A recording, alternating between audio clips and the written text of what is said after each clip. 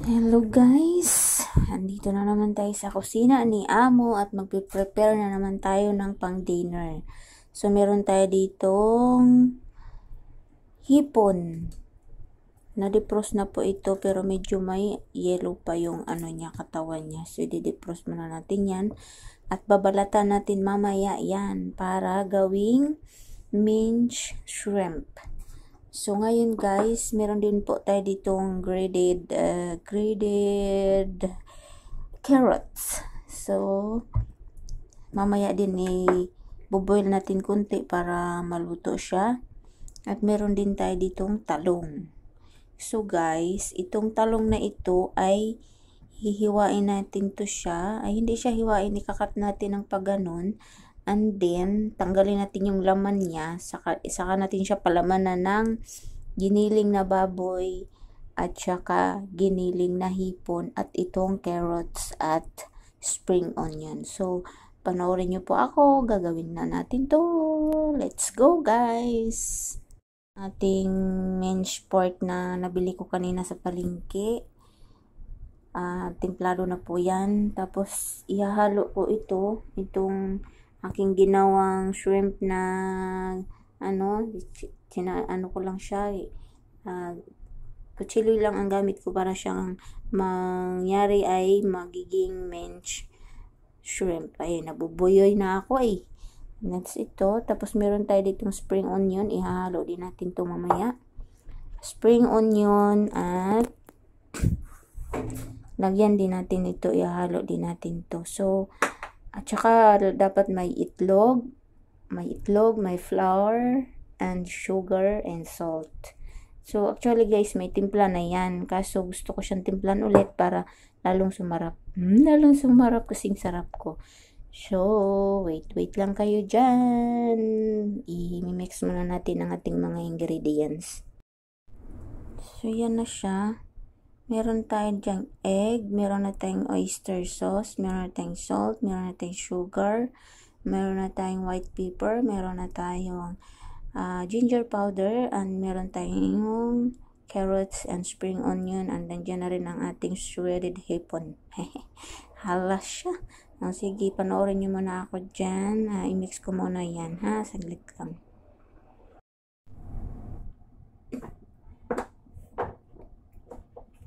So, huwag niyo pong kalimutang magsuot ng gloves. Kailangan natin magsuot ng gloves bago natin inikos-nikos ang ating ingredients, ang ating ipakalaman sa talong. Siyempre, ang gawin muna natin dahil may itlog tayo dito. Kutsara muna ang ating unahin ipanghalo.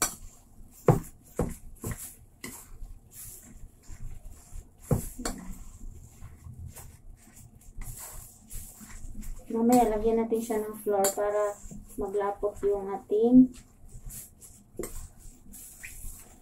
ipapalaman sa ating talong.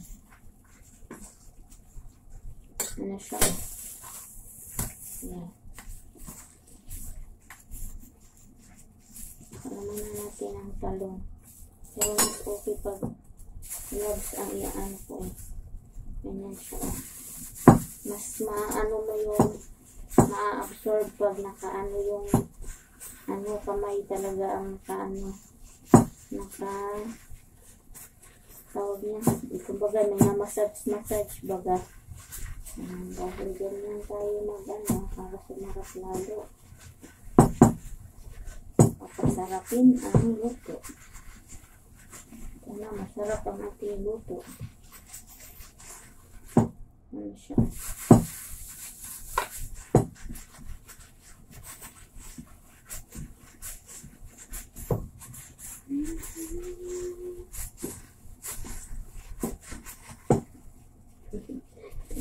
Ang hirap pag maiksi yung daliri mo. Hugas muna tayo ng kamay. Gamitin na naman natin yung ating magic opener.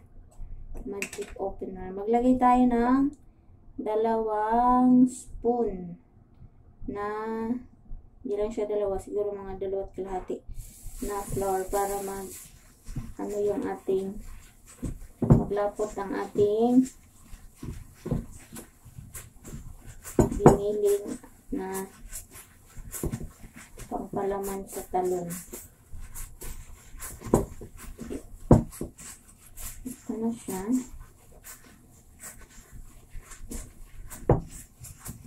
Sigurado ako masarap ito.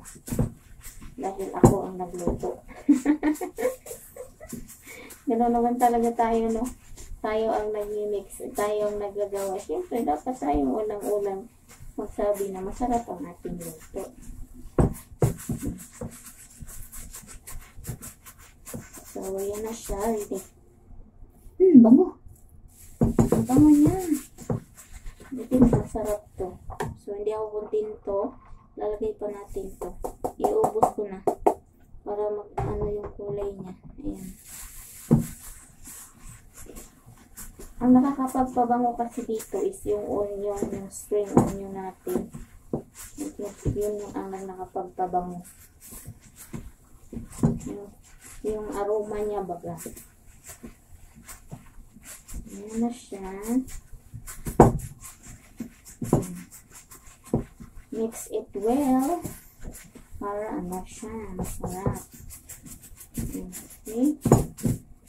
So, itong ating gloves ay masyadong ano, kaya palitan natin. Masyado na siyang malambot. Maiksi kasi yung daliri ko, kaya ganon. Hindi siya ano, tingnan nyo naman, oh. Ang iksi ng daliri nyo. Ang iksi ng daliri mo, Inday. Nagdagdag ako ng flour kasi hindi siya masyadong malapot. Dapat hindi siya matatanggal doon pag pinapalaman mo na siya dito sa talong. Ay, ang dami pala nito. So, ang gawin ko nito, ipapray ko na lang yung iba.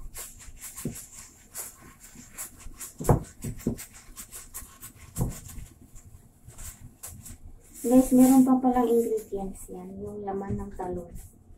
Ang laman ng talong ay tatanggalin natin at gawin din natin ano. Ito siya. Halo natin dyan. So, wait a moment. Kailangan natin magmad. Ang talong natin, yan. Ito, iniwa ko yan dyan. So, ang gawin ko, tatanggalin ko yun dyan. Yung sa loob. Ito, tanggalin ko yan. Yan. Tanggalin ko lahat yan. Tsaka ko ipapalaman natin ito sa loob ng talong. So, ayan. Medyo matrabaho siya pero alam ko masarap ito. Sige. Ito po ang talong na ating tinanggal. Ito po yung laman niya na tinanggal natin.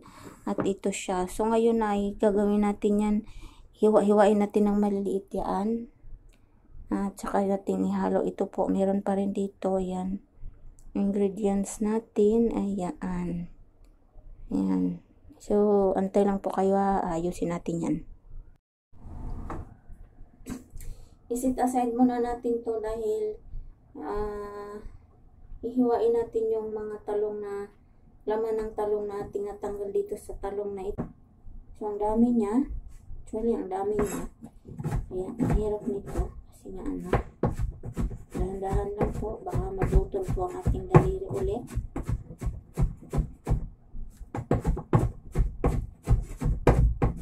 Matrabaho po talaga ito. Alam ko masarap to, kaso matrabaho. Ayun, hindi ka nang nadali yung ating daliri. Hindi ka nang madali. Huwag nating dalihin yan dahil ang daliri ay mag-iisang daliri lang yan. Hindi na pwedeng palitan.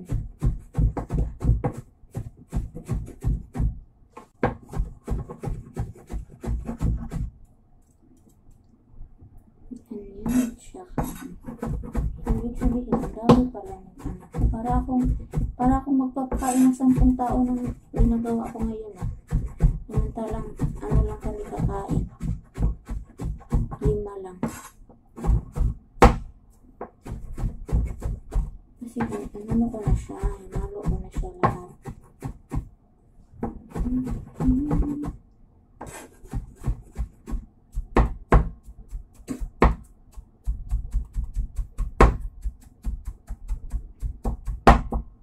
Dapat ano siya.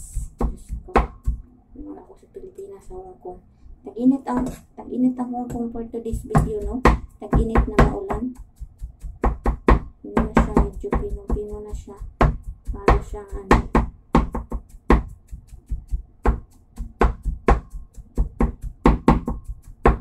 Pipinuhin pa natin yan. Papagod na ako ah. Papagod na ako sa ginagawa mo. O aking talong, sana'y ikaw ay masarap pag natapos kitang hiwain at lagyan ng palaman. O huwag kayong green, dapat yellow kayo.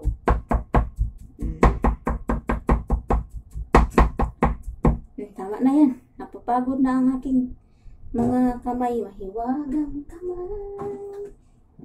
Aking talon. Bitaw eh. Hindi natin uubusin yung ating mixtures, no? Kasi mixtures lagi. Matures din mo karon. Tapos ito, ihalo na natin yan. Yan. Ganun lang siya. Alisin muna natin ang ating kusina bago tayo mag-mix ulit. Para mas madali.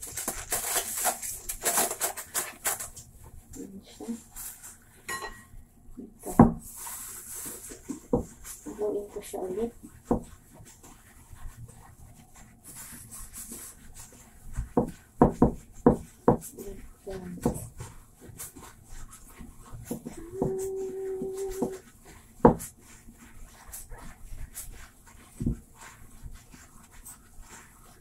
Ang dami pa lang pwedeng gawin sa talong ano. Pwede siyang itorta, pwede siyang i-steam, pwede siyang lagyan ng palaman ng bini. Kasi nangingitin po yan. Tulad yan. Hindi na siya. I think so. Kailangan ko siya lagyan ulit ng flour. Kasi ang lambot niya. Parang siyang kasi lambot ng ng kutsoy. Ganon. So, balikin na natin ito ating hiwagang braso. So, binawak tayo ano. Para malapot yung ating iniling. Malapot kasi ang talong is matubig. So, ngayon, dahil matubig ang talong, okay na sa kabili na eh. Kasi mag-ano siya. Lambot yung ating, wala nang lapot yung ating ginawang ano. Kailangan lumapot siya ulit. Kapag inilagay niyo po ito sa talong, kailangan niyo na siya. Ano, yung tawag niyan. Yung talagang isakto-isakto yung kanyang ano. Tayo eh. Para tayo pag nag-dress tayo eh. Ay, nga gumano. Gusto na talaga. Bakit ba ano? Bakit ba nakapasisipin mo? Dahil na ano. Yung nabukas naman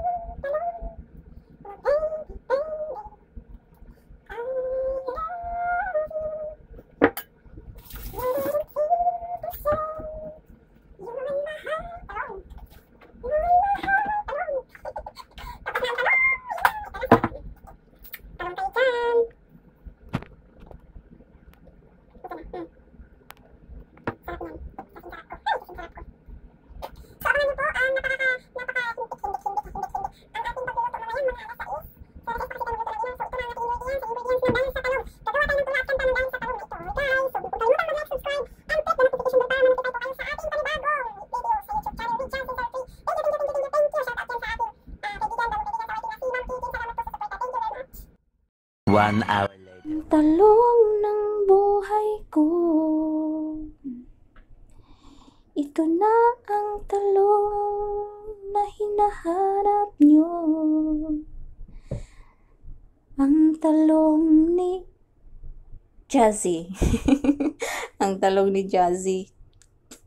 Ipa-fry po natin yan mamaya. So guys, antayin nyo po kung anong result ng ating ginagawang talong with twist. Talong with twist ang ating ipapangalan dyan dahil hindi ko alam kung paano ko siya pangalanan at paano ko siya i-introduce sa inyo. Basta panoorin nyo lang po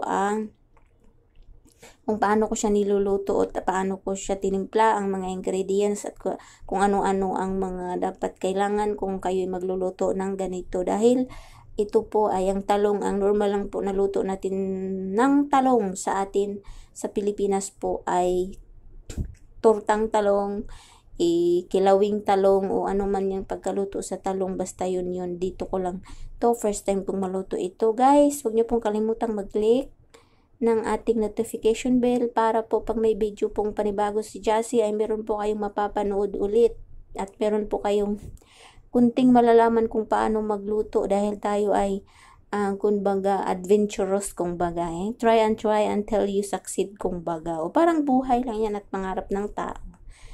See you soon guys!